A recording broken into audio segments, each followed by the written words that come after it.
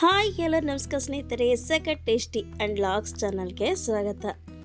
ಎಷ್ಟೋ ಸಲ ಎಲ್ಲ ತರಕಾರಿಗಳ ಪಲ್ಯ ಮಾಡಿ ತಿಂದು ಬೇಜಾರಾಗಿಬಿಡುತ್ತೆ. ಆಗ ಸ್ವಲ್ಪ ಸೂಪರಾಗಿ ಟೇಸ್ಟಿಗೆ ಸ್ವಲ್ಪ ವೆರೈಟಿ ಆಗಿರಬೇಕು ಅನ್ನಿಸ್ದಾಗ ಈ ರೀತಿಯಾಗಿ ಈರುಳ್ಳಿ ಸೊಪ್ಪಿನ ಪಲ್ಯ ಮಾಡ್ಕೊಳ್ಳಿ. ಈ ರೊಟ್ಟಿಗಂತೂ ಚಪಾತಿಗೆ ಅನ್ನಕ್ಕಂತೂ ತುಂಬಾ ಸೂಪರಾಗಿರುತ್ತೆ. ಹಾಗೆ ಸ್ವಲ್ಪ ಡಿಫ್ರೆಂಟ್ ಟೇಸ್ಟ್ ಅನ್ನಿಸುತ್ತೆ, ತುಂಬಾ ಟೇಸ್ಟಿಯಾಗಿರುತ್ತೆ. ಬನ್ನಿ ಈರುಳ್ಳಿ ಸೊಪ್ಪಿನ ಪಲ್ಯ ಹೇಗೆ ಮಾಡೋದಂತ ನೋಡ್ಕೊಂಡು ಬರೋಣ. ನೋಡಿ, ಈರುಳ್ಳಿ ಸೊಪ್ಪಿನ ಪಲ್ಯ ಒಬ್ಬೊಬ್ಬರು ಒಂದೊಂದು ರೀತಿಯಾಗಿ ಮಾಡ್ತಾರೆ, ಬಟ್ ನಾನು ನನ್ನ ರೀತಿಯಾಗಿ ತೋರಿಸ್ತಾ ಇದ್ದೀನಿ. ಫಸ್ಟ್ ನಾನು ಕ್ಲೀನ್ ಮಾಡೋದು ಹೇಳ್ಕೊಡ್ತೀನಿ. ನೋಡಿ, ಕೆಳಗಡೆ ಸೈಡಿಂದ 1 ಅಥವಾ 2 ಈ ರೀತಿ ಹೆಸರನ್ನು ತಕ್ಕೊಳ್ಳಿ. ನೀವು ಈ ರೀತಿ ಕ್ಲೀನಾಗಿ ಮಾಡ್ಕೋಬೇಕು, ಇದು ತುಂಬಾ ಇಂಪಾರ್ಟೆಂಟ್.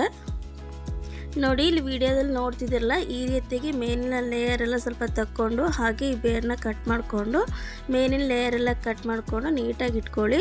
ಹಾಗೆ ಕೆಲವೊಂದು ಇದರಲ್ಲಿ ಕೊಳ್ತಾಗಿರುತ್ತೆ ಎಲೆಗಳು, ಅದನ್ನು ಕಟ್ ಮಾಡಿ ಇಟ್ಕೊಳ್ಳಿ. ಹಾಗೆ ಮುಂದ್ಗಡೆ ಸೈಡು ಎಲ್ಲೋ ಥರದ್ದು ಕಾಣ್ತಾ ಇರುತ್ತೆ, ಏನಾದರೂ ಆಗಿರುತ್ತೆ, ಅದನ್ನೆಲ್ಲ ನೀಟಾಗಿ ಅದು ಎಲ್ಲಿವರೆಗೆ ಆಗಿದೆ ಅಲ್ಲಿವರೆಗೂ ಕಟ್ ಮಾಡಿ ತೆಗೆದಿಟ್ಕೊಳ್ಳಿ. ಈಗ ನೋಡಿ, ಎಲ್ಲವನ್ನು ಈ ರೀತಿಯಾಗಿ ರೆಡಿ ಮಾಡ್ಕೊಂಡ್ಮೇಲೆ ಇದನ್ನು ಚಿಕ್ಕದಾಗಿ ಕಟ್ ಮಾಡ್ಕೋಬೇಕು. ಎಷ್ಟು ಚಿಕ್ಕದಾಗಿ ಆಗುತ್ತೋ ಅಷ್ಟು ಚಿಕ್ಕದಾಗಿ ನೀವು ಕಟ್ ಮಾಡ್ಕೊಂಡ್ರೆ ಆಯಿತು. ನೀವು ನೋಡ್ತಾ ಇದ್ರಲ್ಲ, ಈ ರೀತಿಯಾಗಿ ಎಲ್ಲವನ್ನು ಚಿಕ್ಕದಾಗಿ ಕಟ್ ಮಾಡಿ 3 ರಿಂದ 4 ಸಲ ವಾಶ್ ಮಾಡಿ ಇಟ್ಕೊಳ್ಳಿ. ಈಗ ನೋಡಿ, ನಾನು ಇದಕ್ಕೆ 1.5 ಸ್ಪೂನಷ್ಟು ಖಾರದ ಪುಡಿ, 1 ಸ್ಪೂನಷ್ಟು ಹುರಿದಿರುವಂಥ ಶೇಂಗಾ ಬೀಜದ ಪುಡಿ, ಒಂದು 8 ರಿಂದ 10 ಹೆಸರಷ್ಟು ಬೆಳ್ಳುಳ್ಳಿ, ಸ್ವಲ್ಪ ಅರಿಶಿನ ತೊಗೊಂಡಿದ್ದೀನಿ. ಹಾಗೆ ಸ್ವಲ್ಪ ಎಣ್ಣೆ, ಒಂದು 2 ರಿಂದ 3 ಸಲ ವಾಶ್ ಮಾಡಿ ಇಟ್ಕೊಂಡಿರುವಂಥ ಸ್ಪ್ರಿಂಗ್ ಆನಿಯನ್ ತೊಗೊಂಡಿದ್ದೀನಿ.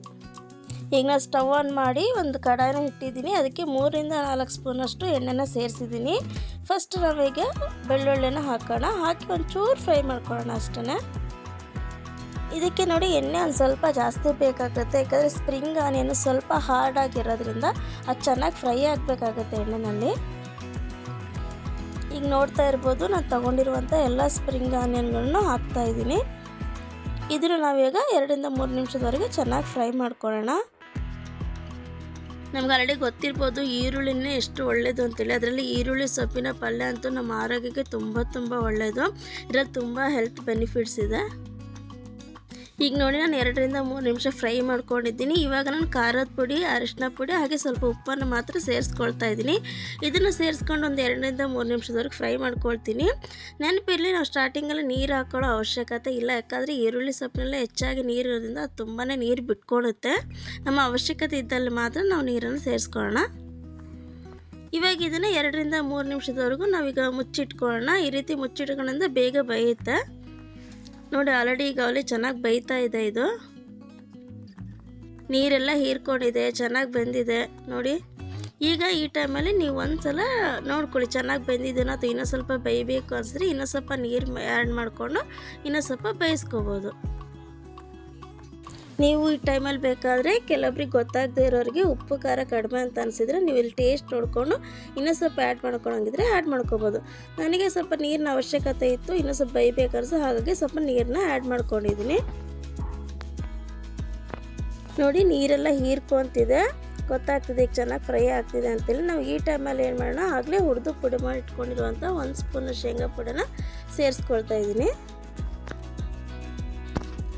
ಈಗ ಇದನ್ನು 2-3 ಮಿನಿಟ್ಸ್ ಫ್ರೈ ಮಾಡಿಕೊಂಡು ಇದನ್ನು ಹಾಗೆ ಮುಚ್ಚಿಟ್ಬಿಡೋಣ.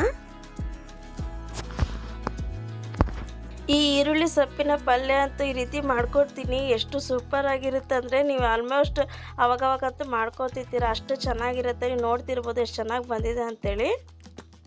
ಇದು ರೊಟ್ಟಿಗೂ ಚಪಾತಿಗೂ ಬಿಸಿ ಅನ್ನಕ್ಕೂ ತುಂಬಾ ಚೆನ್ನಾಗಿರುತ್ತೆ. ನೋಡಿ, ಈರುಳ್ಳಿ ಸೊಪ್ಪಿನ ಪಲ್ಯ ಅಂತೂ ರೆಡಿ ಆಗೋಯ್ತು. ನೋಡಿ ಎಷ್ಟು ಚೆನ್ನಾಗಿ ಕಾಣಿಸ್ತಿದೆ ಅಂತ. ಈ ರೀತಿಯಾಗಿ ಮಾಡ್ಕೊಳ್ಳಿ, ಈರುಳ್ಳಿ ಸೊಪ್ಪಿನ ಪಲ್ಯ ತುಂಬಾ ಚೆನ್ನಾಗಿರುತ್ತೆ. ಈ ವಿಡಿಯೋ ನಿಮಗೆ ಸ್ವಲ್ಪನಾದರೂ ಇಷ್ಟ ಆಗಿದ್ರೆ ಪ್ಲೀಸ್ ಸಬ್ಸ್ಕ್ರೈಬ್ ಮಾಡಿ, ಶೇರ್ ಮಾಡಿ, ಲೈಕ್ ಮಾಡಿ. Thank you for the watching.